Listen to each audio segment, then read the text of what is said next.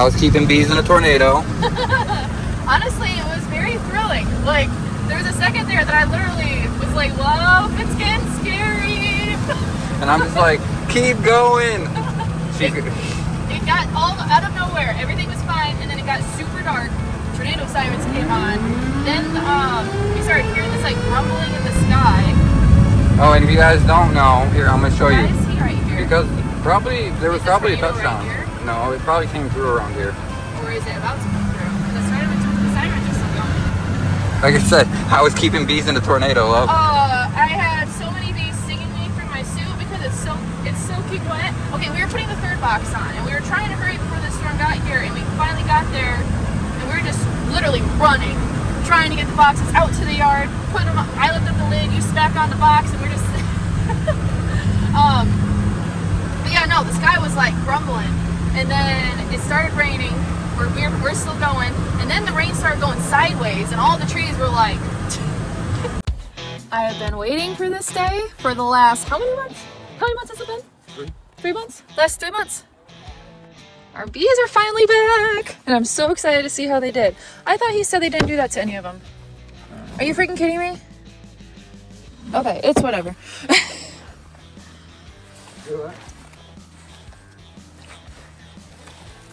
Alright, gotta get them loaded and see how they did. In one day, all these hives are going to be ours that are coming back from almonds. Because we're going to send a whole truckload. One day. That's the plan.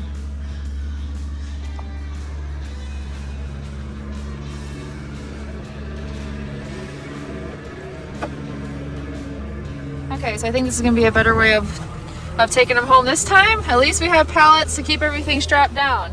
We're bringing home some feeders. With what?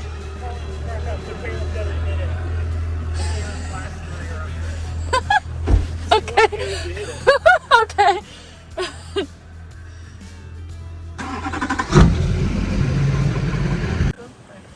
Heel down is lift, pushing forward, lower. Your left pedal is your tilted, so heel back comes towards you, Okay. forward is away. Okay. And then this is each side. So if you want to turn to the left, you'd go like this. Oh, jeez. Right would be like this. It's like a tank. Okay, how do you go? Oh, just going forward. Is She this? drove in so many tanks, Okay, man. so this is the turn that way, and then turn this way. Smooth movement. If you're jerking straight, No, I'm telling you. you want to just Okay. so throttles here. We're about to see your blonde come out. My blonde showing really good here. This is Okay. this is a lot more jerky than my bobcat. My bobcat's Right here? lots Okay. smoother. Just turn it. So I'll have one click and then the second click. We're lucky she doesn't have it flipped over and upside down in the next 10 minutes.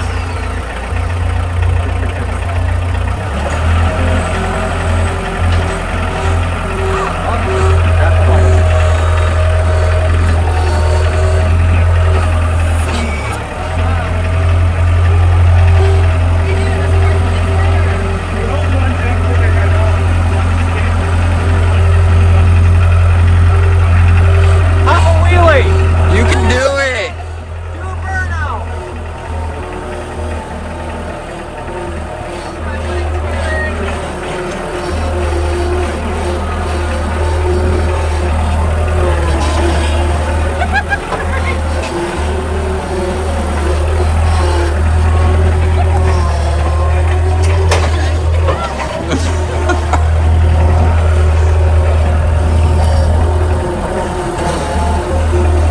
Okay, these aren't that hard.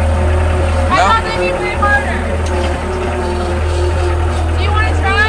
Oh, I'm good. You don't? No, I'm good.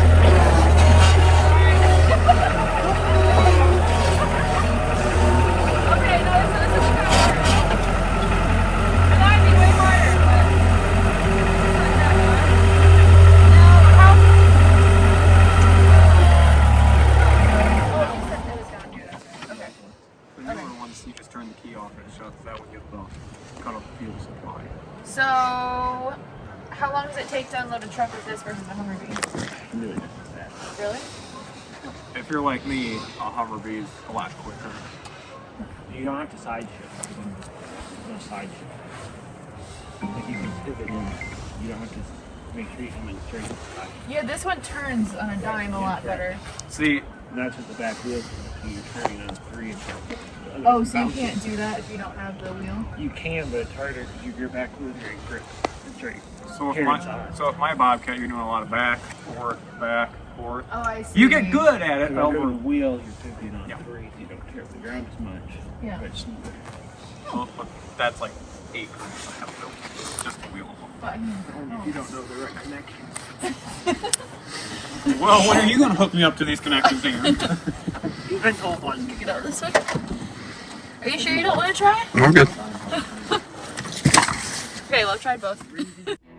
This was our very first year sending hives to California, and you know, I'm actually pretty happy with how they did. So we only lost one. One of them, the one that had its lid flipped over, that one didn't make grade because it ended up collapsing before it got put out.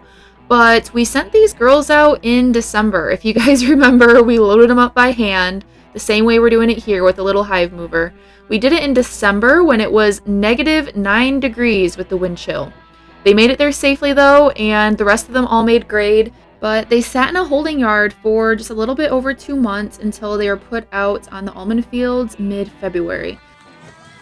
What is that? That is the scariest thing I've ever seen. Oh my gosh, it's as hard as a rock. Ah! Okay, so they get inspected going into California but not out. How is that fair?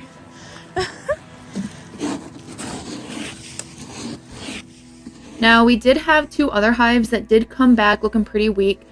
After looking at them, I think that they must have swarmed while they were out there because one of them ended up being a laying worker colony, or at least was at the beginning stages of being laying worker, and the other one was able to successfully requeen, but her cluster is substantially smaller than the rest of them. She really was only in just 1 box. But we only sent 20 this year just as kind of like a trial run since we've never sent hives to California before. We kind of wanted to get our feet wet first before we just dove straight in and sent all of our double deeps that we had at the time. Because really, whenever it comes to sending bees across the country, you really never know what could happen. I mean, you have hive thefts going on in California all the time, and you also have trucks that could flip over and crash. So just to kind of safeguard everything we've built, we decided only to send a few and just see what happens. So since all of the queens in the hives that we sent are daughters of Casey's breeder queen, Vipladoo, he's going to be using these girls in his breeding program. So this is the pine yard, and he completely controls this yard this year. It is going to be his baby for all of his queen breeding. I still haven't counted all the boxes, but we have about 200 double mating nukes that he wants to get up and running this year. So that's going to be more than a full-time job. But he's going to be using a lot of these girls as a cell builders and to supply his drone pool. And he also has some breeders he's going to be breeding off of too this year, apart from Vipladoo. So that's why we had a dead out. Look at that.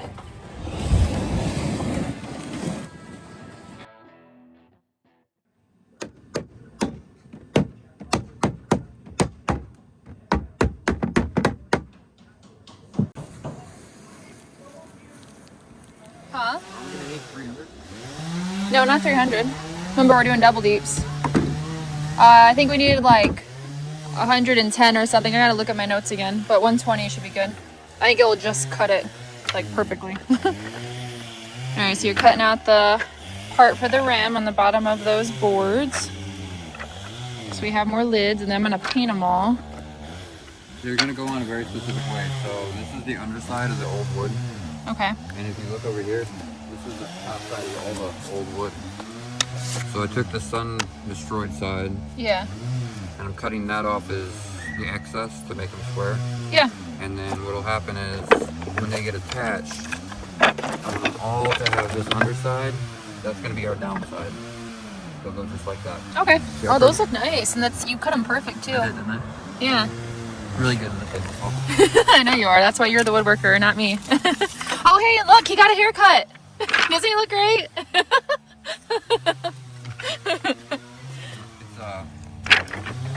I think there's 30 or 40 right here already. Because what happens is I'm cutting them all the same size. cutting them all the same size, and then we'll put all the side pieces on, and then whatever's left I'll just take over the chop saw, and then we'll chop those down all in one big swoop. Yeah. And that'll be our interior pieces right here. Okay. So it's like, this is 1, 2, 3. Well, I'm glad it was all dry, and this was just old wood. Dry. Oh, it's not dry? It's not, well, okay. The inside, because it's treated lumber, the inside's dry. It's nice on the inside. Okay, And yeah. then, like, I use the underside of the board, so it'll all look perfectly, and it'll sit perfectly flush too. Okay. Oh, this one kind of sucks. It's Anyone that are just not good, I'll redo. Okay, I mean it might be okay. I don't But know. I'm gonna make more than what we need. Yeah, better safe than sorry, just in case any of them break when we're putting them all together. And then you have like this too. That was all. Was too wet. Really, yeah, I feel it. Yeah. But with them cut up like this, they'll dry faster. Okay. That works. I didn't realize you were doing this today. Yeah, no, I want to get this done, huh? Yep. Because it won't be hard to staple, just run through and staple all the way around. Yep. For sure. Alright. So I'm going to do this stack. What I got right there. I started out as much as I could. Those are all the right lengths. They'll get ran through the staple saw, cut into strips. Yep. And then attach, just like that. And it will look great. Yeah, perfect. But when we do it, like I said, I want this side to be covered by the board above it, because this is treated right here. Mm-hmm. And I want this to get sprayed with, when you paint them. Yeah, I gotta figure out how I'm gonna do that because I don't know if I can, unless I line them up. I could probably spray them if I lined them all up a certain way. However you want to do that. But my theory was, with this being the treated side, that needs to be the side that goes down towards the bees. Well, isn't the whole thing treated or no? I cut up all the trees. Like, it's all technically treated, but like... Oh, I thought it was like pressure treated or whatever. It might be, but I don't know how treating on wood works exactly, but I just figure if I'm cutting this and then I'm leaving bare wood, that's the side we're going to paint. Yeah. And this side, that side I want up. Because there's no point in taking the side that was technically... This side is the side I want down. Yep. And they all have that specific side. Yep. Okay. And I've been very, very particular to cut off all the top. You notice all the top. That's all the pieces I'm cutting off. Okay. And I thought about maybe seeing if I could staple these together for the shim that's gonna go. Oh, for the nukes. In the nukes right here. That could work. If that's how far you need it for the pallet, yeah. He's talking about for our splits. So when we do splits, we don't want to immediately put them into 10 framers because we're doing like we're probably gonna do 3 frame splits. So we're gonna put them into 5 framers, but we want to put them in their spot. So we were thinking about just putting a little, like, it wouldn't really be a shim. You keep calling it a shim, but it'd be like a gap filler piece. So that way, you guys will see. So that way there's like a gap underneath the box.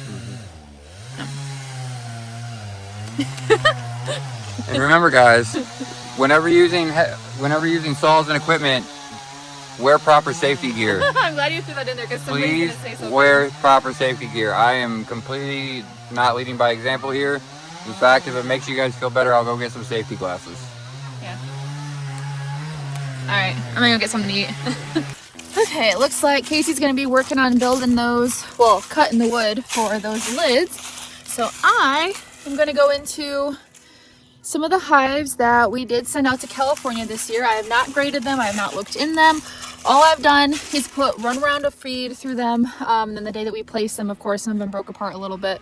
So we did get to see a kind of like generalized idea of how they're doing. When I broke apart some of the boxes to feed, I did see that some of these hives do have swarm cups. They're not charged, but they have swarm cups. So that's actually a really good sign. The hives that we bought, they look about normal, how they normally are. So I'm excited to see how these girls did. Now the rest of them are all out at the pine yard because Casey is going to be using them for his queen breeding program. He's going to be using them as his grafting hives, his cell builders, because he's going to need a lot of bees to build a really good, strong cell builder. But let's see how they did. And I realized that I forgot my smoker, of course, in the truck. And today I took my car, so they get a little feisty, oh well. It's not the end of the world. Oh, I have like 3 layers on right now. Because I'm ready for 80-degree weather, y'all. I don't know about you, but this like 51-degree weather is freaking driving me insane. So I'm not gonna go too crazy. I just want to get a generalized idea of how they're doing.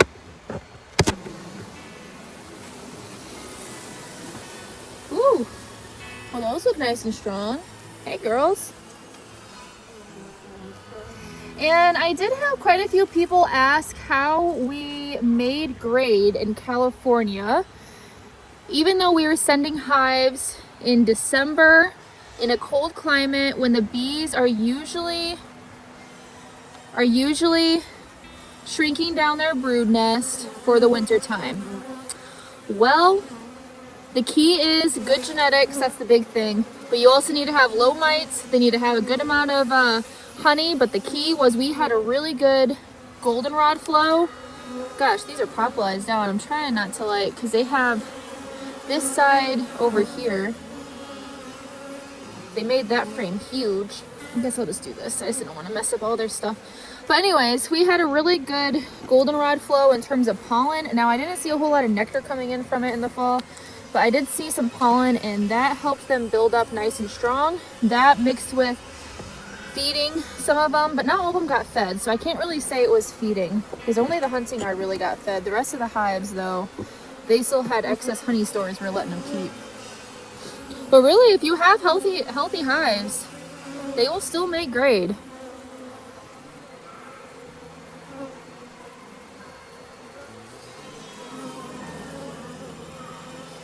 Ooh! They must be getting some maple pollen or maple nectar. You see that? Yeah, they're on a maple flow right now.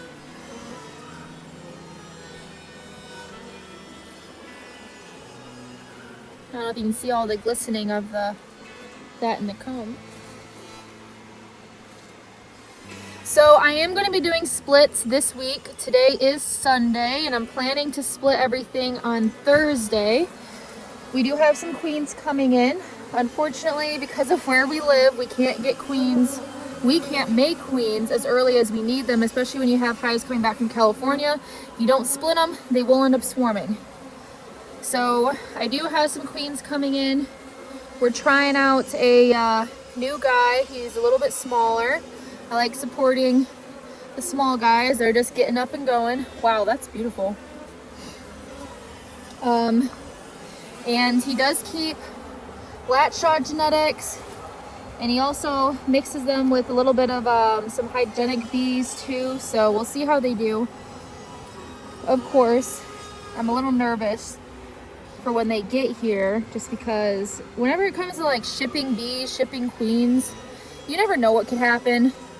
So I'm just nervous and anticipating them showing up alive and well so that we can do these splits. But I'm planning to do 3 frame splits. I'm going to be doing, about 120 splits.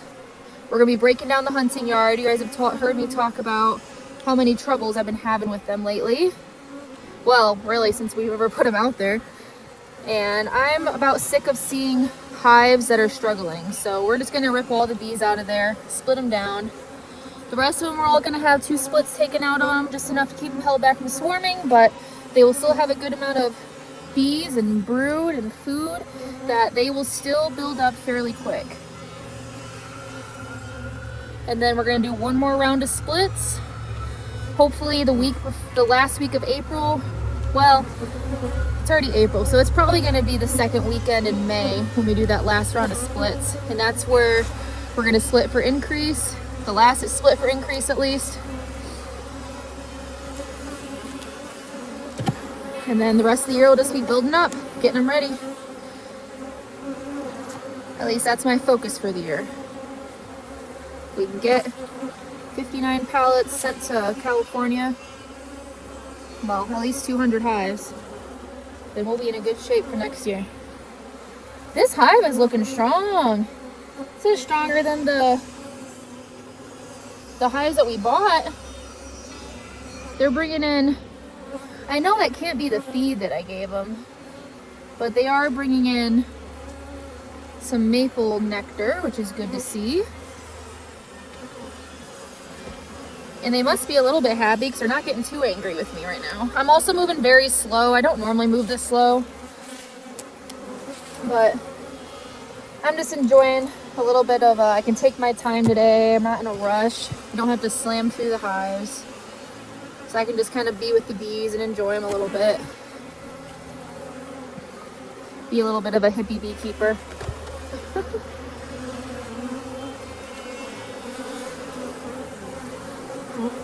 Alright, let me have some honey over here. Yeah, so these hives came back super heavy. Really heavy. Oh my gosh, that whole frame. Like, just look at that.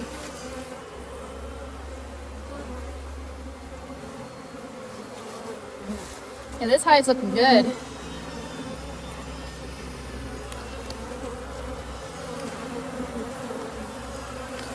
Definitely going to be ready for some splits. Yeah, I know. You guys are getting feisty with me now.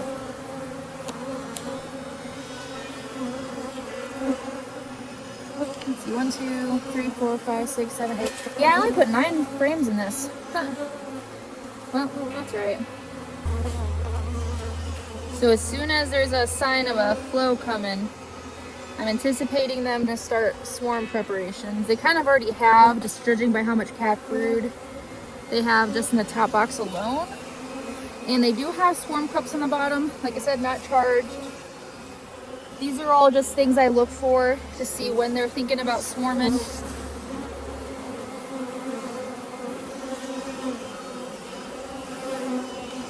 And they're jam-packed with bees too. So that tells you a lot. And then I do want to see what's in the bottom box. Now I'm not going to do this with all of them. I'm just going to do it with a couple of them just so I can get an idea of how much brood they actually have right now.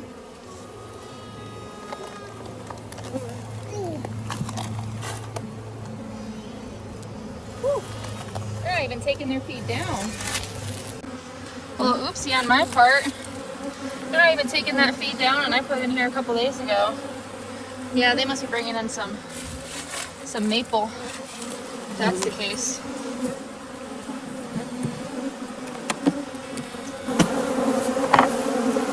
Oh, chill. Yeah, I know I need smoke.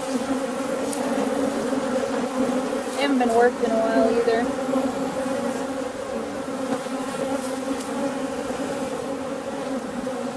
So we got more brood. She's laying some eggs pretty much wherever she can, it looks like. Yeah, she's got this side all decked out too. So we got eggs on this side, brood, and then she went back through and she's putting eggs down. So she's starting to run out of room already. Well, maybe I can give them another box. Well, no, not from splitting them. Oh, wait. So Thursday is the last day where the temp's going to be mediocre. It's supposed to be 48 that day. And then it's going to go up into the upper 50s. And 60s permanently, well, he's supposed to be permanently after that. Okay, so I don't really need to see more than that. That gives me a good idea. They look perfect right now for splitting. Looks like we are right on schedule then. So we also have these. These are the ones that we bought, and we did already put a third box on them. We got them about 10 days earlier than we got our hives back in California. And I did want to see if they had moved up into this third box or not. So let's take a look. They were bearding on the outside because they were so crowded and they had a lot of brood hatching out. So that's why I put this third box on. Oh my goodness, and they've already propolized it to the lid. Like all the frames. Of course they have.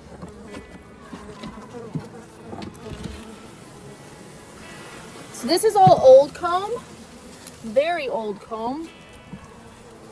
It was stuff that we were actually gifted because it was just going to go into the burn pile anyways. Yeah, these ones might be a little more feisty. They're usually a little bit meaner. At least compared to our own. I'm amazed how many bees are already up here. It just shows how many bees, ouch. How many bees are in these boxes.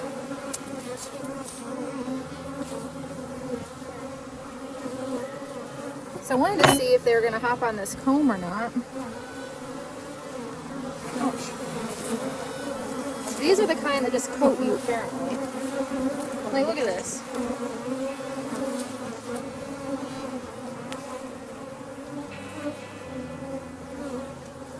That's a little ridiculous, guys. Come on.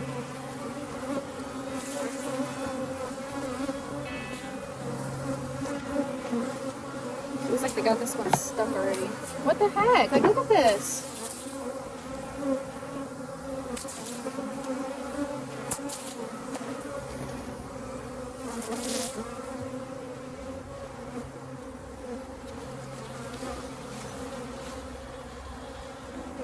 I have to put my other gloves on.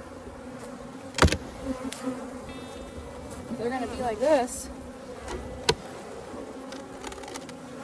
I just fed you guys. There's no reason for you to be like this.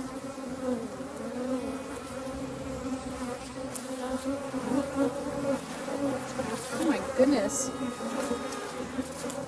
So these are old frames and they already got them coated. Wow. In fact, they're not just coated, they got them filled. So are they filling this with feed, I'm guessing? Must be.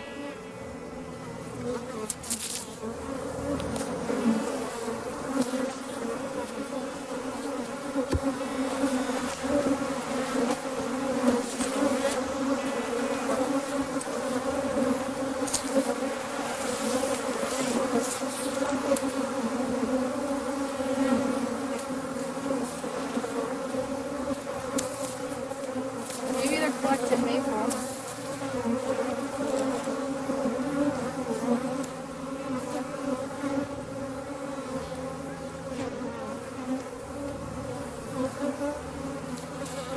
Well, she's not up here laying, so they're just filling it.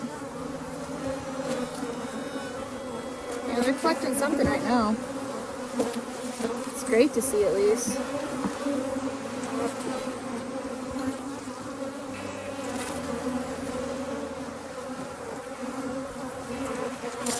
Well, that's pretty much exactly what we wanted them to do anyways. Just let's see, I want to see if their feeder is empty. But we put the third box on because we wanted them to move all the stores up. No, they still got feed in there. They're bringing on a good maple flow then. Interesting. Okay. I'm cool with that. Makes me happy. But they will start taking that feed down because we're about to have a couple cold days and a couple rainy days. So they won't really be able to be out and about.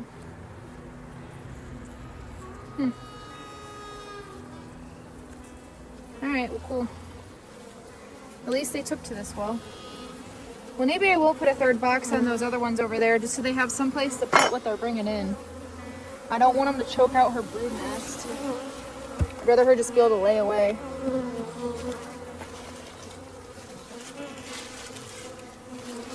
And besides, I'm going to be able to drop the box down anyways when I do these splits because I'm only taking 2 3-frame splits out of them.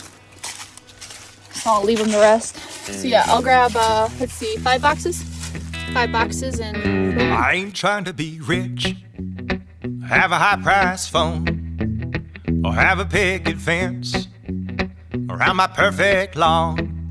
I don't need no hired help to run my home. I just don't wanna be poor no more. I don't need to play golf at the country club. I don't need to show off, don't care to one up. I ain't keeping up with no one, I don't know the Jones. I just don't wanna be poor no more. Oh, I don't know what I did wrong to be oh so poor for oh so long. The Bible told